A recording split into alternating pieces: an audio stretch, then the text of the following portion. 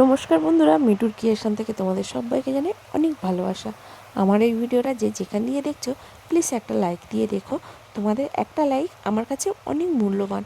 এখন বাজে সকাল 6টা, আমি বেরিয়ে পড়েছি কালেকশানে। তো ব্লাড কালেকশান মানে একটু তাড়াতাড়ি বেরোতে হয়, বাড়ির কোনো কাজ না সেরেই আমি আগে ব্লাড কালেকশানে বেরোই, তারপর এসে বাড়ির কাজগুলো করি। আর ইসিজিগুলো আমি করি পিকুকে স্কুলে দেওয়ার পর, ইসিজিগুলো করি। কিন্তু যেগুলো ব্লাডের সঙ্গে ইসিজি থাকে সেগুলো একেবারে সেরে তারপর বাড়িতে ফিরি। তো দেখো আমি আজকে যাচ্ছি হেঁটে হেঁটে, গাড়ি নিইনি, যেহেতু আমার ব্যাটারির স্কুটি চার্জ খুব একটা নেই, তাই গাড়িটা চার্জে দিয়েছি।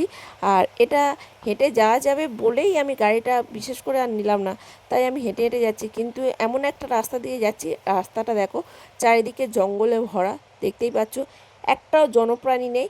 গরমকালে কিন্তু এই রাস্তা দিয়ে প্রচুর লোকজন যায়, বর্ষাকালে তো একজনকে দেখতেই পাচ্ছি না। তো এই রাস্তা দিয়ে যেতে যেতেই মানে ভীষণ ভয় লাগছিল।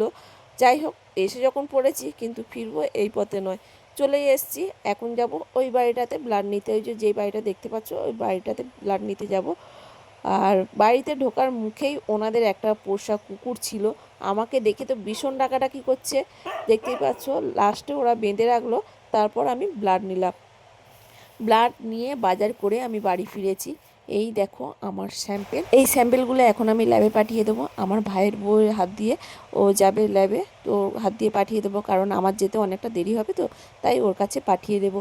আর এই যে দেখো বাজার করে নিয়ে এসেছি, বাজারে নিয়ে এসেছি লাউ শাক, এখানে আছে মাছ, আর এর মধ্যে নিয়েছি কলমি শাক, ঝিঙে, শসা, কাঁচা লঙ্কা, আলু, পেঁয়াজ, পাতিলেবু। তোমাদেরকে আর পাট পাট করে বের করে দেখালাম না, তাই মুখে বলে দিলাম। আর এখানে দেখো বৃষ্টি তো মানে মজাই নিচ্ছে, সেই লেভেলের মজা নিচ্ছে। 6 দিন এক লেভেলে হয়ে যাচ্ছে, কিন্তু জামা কাপড়গুলো তো দিতে হবে, বলো কোথায় দেব? দেওয়ার তো জায়গা নেই আমাদের, না আছে ছাদ আর না আছে কোনো কিছু। তাই বারান্দাতে দড়ি টাঙিয়ে ভিজে জামা কাপড়গুলো দিতে বাধ্য। বাড়িতে যদি কেউ আসে শুধু জামার মেলা দেখবে, এছাড়া অন্য কিছু নয়।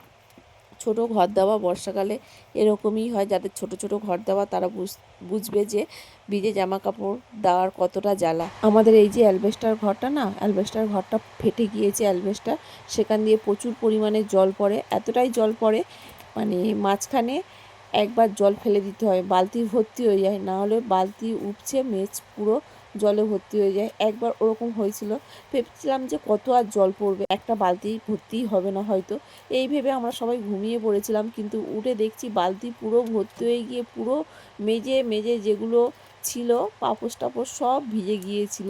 তো সেই কারণে এখন সারা রাত যদি বৃষ্টি পড়ে, এক বালতি জল, বড় বালতি এক বালতি জল ফেলে দিতে হয়, তারপর আবার বালতি বসাতে হয়, মানে এতটা পরিমাণে ওইখান দিয়ে জলটা পড়ে। আর দুর্ভাগ্যতে এখনও পর্যন্ত ঘুমাচ্ছে, এখন বাজে 7টা 10, ওটার নামই করছে না। আর আমাদের পোটটা একটু স্লিপ টাইপের হয়েছে, টাইম পাচ্ছি না যে স্লিপটাকে পরিষ্কার করব। তো আজকের আমি করব, যত কষ্ট হোক আজকের পোটটাকে স্লিপটা পরিষ্কার করব, না হলে বাচ্চা কাচ্চা থাকে তো কখন স্লিপকে পড়ে যাবে। এখানে দেখো আমি রান্নার কাছে চলে এসেছি। আর যে লাউ ডাঁটাটা নিয়ে এসেছিলাম, লাউ পাতাগুলো এতটাই কচি কচি ছিল, দেখে লোভ হলো, কিছু পাতা রেখে দিলাম, কালকে ডাল দিয়ে সিদ্ধ করে খাবো। আর আজকের কিছু পাতা মানে বড়া করব, লাউ পাতার বড়া। আর এখানে দেখো ডাঁটা কেটে নিয়েছি, ঝোল করব। তো আমি তো কমপ্লিট করে নিচ্ছি রান্না টান্না। আর এদিকে দেখো পিকু উঠেছে, পিকুর শরীরটাই খারাপ, দেখতে পাচ্ছ, মানে কাশছে, বমি করছে, মানে আজকের আর স্কুলে নিয়ে যাব না, ওকে আজকে ট্রিটমেন্ট করাবো। এখানে দেখো শাক ভেজেছি, ডাঁটা দিয়ে মাছের ঝোল করেছি, আর করেছি তোমার কুমড়ো শাকের বড়া। আর 3জনের জন্য 3টে মাছ ভাজা রয়েছে, যদি ঝোলের মাছ না খাওয়ার ইচ্ছা তো ভাজা মাছ খাবে। আর ভাত তো রয়েছে। আমার ভিডিওটা এই পর্যন্তই, যদি ভালো লেগে থাকে অবশ্যই লাইক শেয়ার সাবস্ক্রাইব করবেন। টাটা।